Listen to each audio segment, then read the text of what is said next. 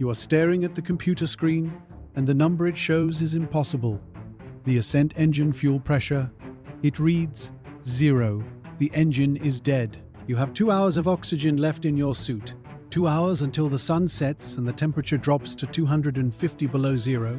2 hours to find a way to lift this lander off the moon, or you are staying here forever. But this did not start here. Let us go back to the beginning. You are in the suit-up room at Kennedy Space Center. The air is cool and smells of clean oxygen and rubber. The technicians move around you in a silent, practiced dance, helping you into the layers of your pressure suit. It is heavy, even in the 1/6 gravity of Earth. You have trained for this for years. Every simulation, every procedure, every possible failure, run over and over until your hands move without you telling them to. You are part of a machine now. You and your commander and the command module pilot waiting for you in orbit. The mission is Apollo 13. The target is the Fra Mauro Highlands. You are going to walk on the moon. The ride to the pad is quiet. You look out the window at the floodlights hitting the Saturn V. It is a building, a white skyscraper, lying on its side, steaming gently. You feel small. You strap into the command module, Odyssey, lying on your backs. The hatch is sealed. The world is reduced to switches, dials, and the voices in your headset. The countdown is calm, routine, then ignition. The vibration starts deep, a rumble you feel in your bones before you hear it. Then the sound arrives, a roaring that fills the universe. You are pressed back into your seat. The sky outside the window goes from blue to black in minutes. You are weightless, the spent stages fall away. You are on your way. For 2 days it is quiet. The routine of checks, meals, looking out at the Earth as it shrinks to a blue marble. You float, you sleep. You watch the moon grow from a distant disk to a cratered world, filling your window. It is beautiful, and it is silent. You enter lunar orbit. You and your commander float through the tunnel into the lunar module, Aquarius. You power it up. It is your taxi down to the surface. You call it the LM. It is fragile looking, a bug made of gold foil and thin metal. You undock from the command module. Your friend is alone in Times Odyssey now, circling the moon, waiting for your return. The descent is a controlled fall. The engine fires, pushing you backward toward the surface. You are standing up, looking out the triangular windows. The craters rush up. The computer is flying. Alarms go off, a guidance computer overload. But you have trained for this. Mission control tells you it is safe to proceed. You take manual control. The fuel is low. The dust starts kicking up, a blinding brown cloud, and you cannot see the ground. You are coming in fast. Your commander calls out the numbers. Then the contact light glows blue, a gentle thud. You are down, you are on the moon. The first moonwalk is what you dreamed it would be. The sky is black, but the ground is bathed in a harsh, chalky light. The horizon is closer than it should be. You bounce. You set up the experiments, the flag. You take pictures. Your voice is the only sound in a universe that has gone completely silent. You collect rocks. For a few hours, it is pure discovery. You get back into the LN, tired, your suit's dusty. You repressurize the cabin. You eat.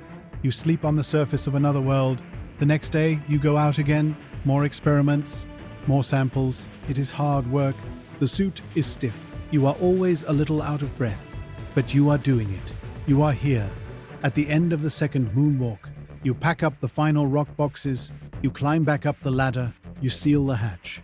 You are filthy, exhausted, and triumphant. The checklist now is all about leaving. Stowing gear. Preparing the ascent engine. This engine has one job. It has to fire perfectly. It has to lift the top half of the LM off the moon and get you back to orbit. There is no backup. You run through the pre-start checklist. All the systems are green. You are suited up again for the launch. You are standing, waiting. Mission control gives you the go. You reach forward to the console. You push the button to start the engine.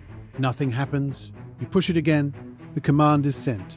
You look at the gauges. The engine start sequence has begun, but the fuel pressure gauge for the ascent engine does not move. It stays at 0. A cold feeling, entirely different from the chill of space, starts in your stomach. You tell mission control. They see the data. They ask you to try again. You cycle the circuit breaker. You send the command a third time. The pressure gauge remains at 0. The engine is not responding. The diagnosis comes back from Houston. A circuit inside the engine has failed. It is dead. There is no way to command it to fire. You are sitting in a spacecraft on the moon that cannot leave. The silence in the cabin is absolute. You can hear your own breathing inside the helmet. Mission Control is talking. Their voice is tight but controlled. They are working the problem.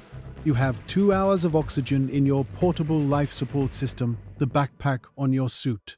After that, you would have to repressurize the cabin and use the LM's oxygen. But the sun is setting. In a few hours, the lunar night will begin. The temperature will drop to levels no electrical system on the LM is designed to survive. The batteries will freeze and die. Even if you had air, you would have no power, no heat, no radio.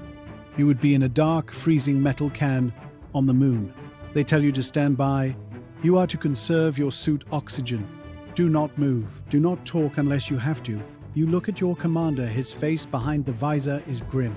You both know the numbers. You are 250,000 miles from home. Your ride home, the command module, is orbiting overhead, powerless to reach you. You are on an island with no boat. You think about the training. Every simulation was about fixing things that broke. A leak, a computer failure, a guidance problem. But never this. The ascent engine was a solid, simple piece of machinery. It either worked or it did not.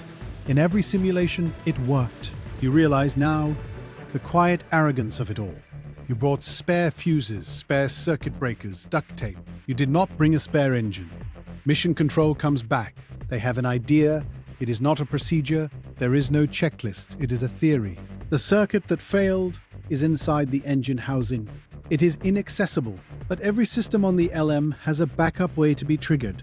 The ascent engine has a backup circuit. It is meant to be used only if the primary computer fails. To activate it, you have to send a direct raw electrical signal. The way to do that is to take the circuit breaker for the engine out of its panel and use a piece of wire to jam it into the open position, creating a manual connection. In other words, you have to short-circuit the system. If you do it wrong, you could fry every guidance computer in the LM. You could blow the few fuses you have left. You could make a problem with no solution into a catastrophe. But if you do nothing, you are dead anyway. They talk you through it. You have to take off your thick, pressurized gloves. You are in the cabin, so it is safe. But your fingers are stiff from the cold and the work. You use a pair of medical pliers from the kit. You find the specific circuit breaker on the panel, a small gray switch among dozens of identical small gray switches. You have to pull it out. You grip it with the pliers. It does not want to come. You pull harder. It pops free.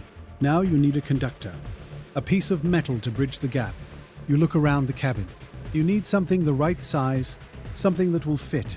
Your eyes land on the cover of the procedure book, the ring binder that holds all your checklists. The spiral binding is metal. You rip the cover off. You bend a piece of the wire spiral until it breaks off. It is a small, stiff curl of metal. You are holding a circuit breaker in one hand and a piece of binder wire in the other.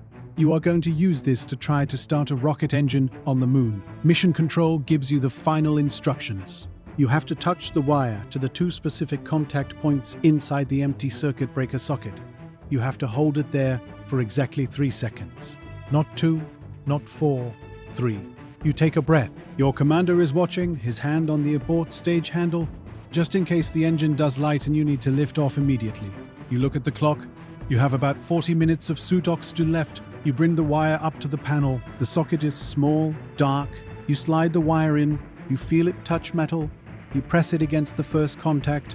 Then, carefully, you move it to bridge the gap to the second. You make the connection. You start counting in your head. 1 Mississippi, 2 Mississippi, 3 Mississippi. You pull the wire out. For a second, nothing. Then, a light on the panel flickers.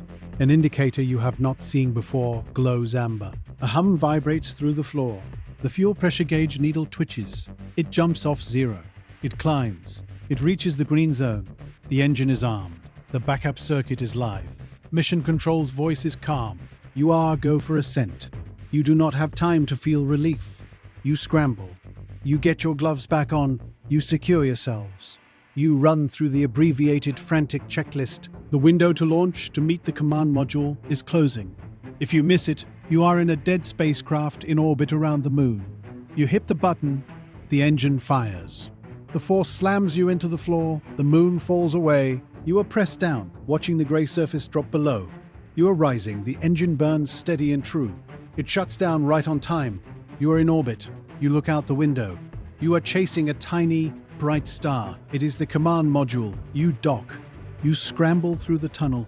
You are back in Odyssey. You seal the hatch. You jettison the LM, Aquarius, your lifeboat. You watch it drift away, a strange gold bug against the black. You are safe. But the memory does not feel like triumph. It feels like a ghost.